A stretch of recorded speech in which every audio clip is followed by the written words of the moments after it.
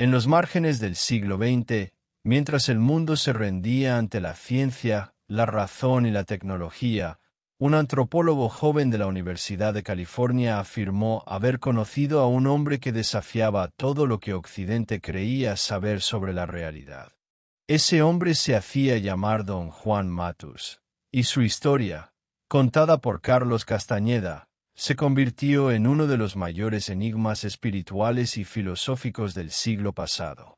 Según Castañeda, conoció a Don Juan en 1960, en una estación de autobuses cerca de la frontera con México. A primera vista, parecía un indígena yaqui común, silencioso y observador. Pero pronto el joven antropólogo comprendió que aquel hombre poseía una sabiduría que iba más allá de cualquier conocimiento académico. Don Juan no hablaba de religión ni de filosofía, hablaba de percepción, energía y conciencia. Durante más de una década, Castañeda relató sus aprendizajes con él en una serie de libros. Las enseñanzas de Don Juan, una realidad aparte, Viaje a Ixtlán, El fuego interno, donde describía cómo su maestro le enseñó a ver el mundo de otra forma. No con los ojos, sino con el espíritu. Don Juan decía que la realidad que percibimos es sólo una descripción colectiva, una especie de sueño compartido al que llamamos mundo. Pero hay otras realidades superpuestas, accesibles sólo para quienes aprenden a detener el diálogo interno. Para él, el ser humano es un ser de energía, una luminosa esfera consciente que puede moverse entre distintos niveles de existencia.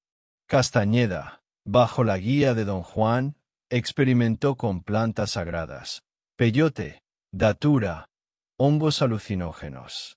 Pero Don Juan insistía, la planta no enseña nada, solo abre la puerta. El conocimiento viene de adentro.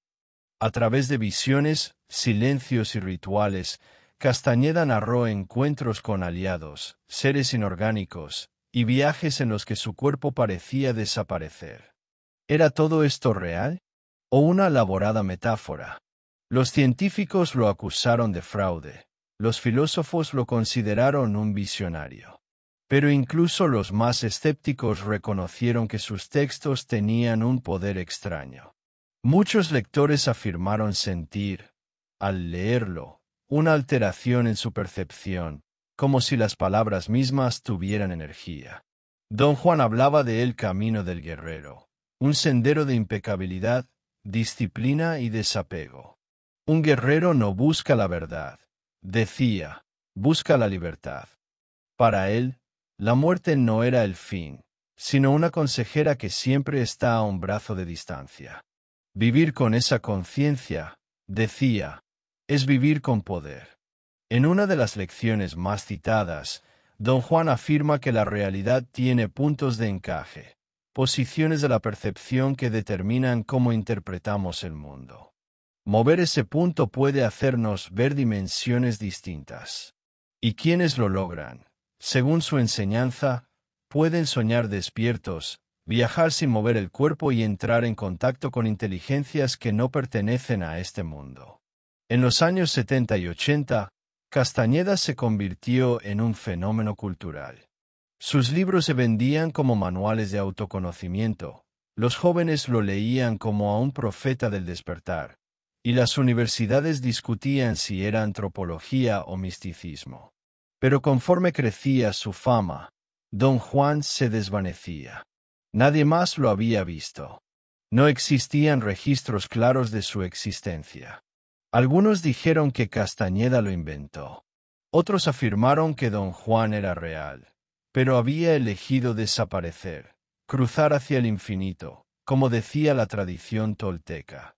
¿Y si Don Juan nunca fue una persona, sino una manifestación de la conciencia misma? ¿Una metáfora viva para hablar con el misterio?